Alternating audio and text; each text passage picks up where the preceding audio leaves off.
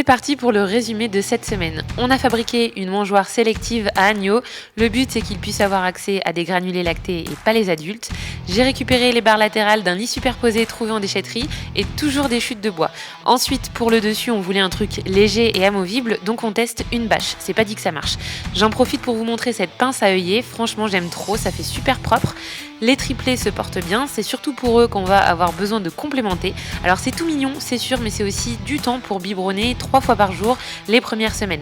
Ce complément est nécessaire pour assurer leur survie, parce que vous comprenez bien qu'il 3 pour une seule brebis, c'est un petit peu beaucoup. Bien sûr, il y a l'entretien usuel des animaux. On a nettoyé les crottes des poules, c'est super pratique parce qu'avec les copeaux, il y a juste un tas en fait sous les perchoirs qui se décolle en 2 secondes et j'en suis disposée au pied des arbres fruitiers. Comme vous pouvez le voir, on avait vraiment pas mal de volailles, donc on a fini de tuer les 8 coqs qui restaient du lot précédent et on a gardé que 3 reproducteurs.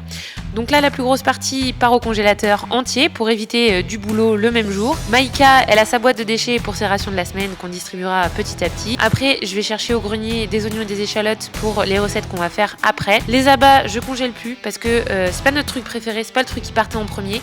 Donc je transforme direct maintenant. On va faire des terrines. Je fous tout dans le broyeur à viande. C'est un Klarstein.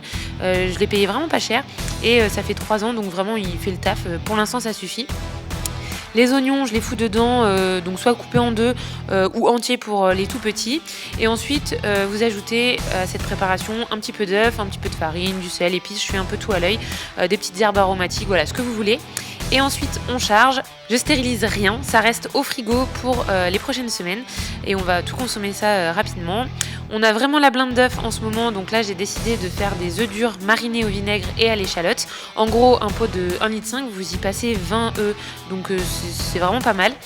J'en ferai encore 10 et ensuite tout ira dans les jarres avec de la chaux, comme je vous avais déjà montré dans une vidéo. Là je voulais juste vous montrer un petit truc qui m'a fait rire. Mon assistante elle m'a offert un pot de moutarde au miel et en fait c'est le monsieur qui pose ses ruches dans notre forêt, donc peut-être qu'il y a quelques grammes de chez nous dedans, voilà. Donc ensuite pour finir, on s'est fait charger par une grue avec les chiennes, le truc vraiment improbable. Et après elle s'en est prise à notre table de jardin et elle s'est coincée dedans, donc j'ai dû aller la décoincer alors que j'avais la frousse parce que franchement vu comment elle était déchaînée. Voilà, bon après elle a fait sa belle dans le jardin et au petit matin il n'y avait plus personne. Voilà, vilaine va. Et pour finir, nous avons soigné 68 patients cette semaine et ça c'est cool.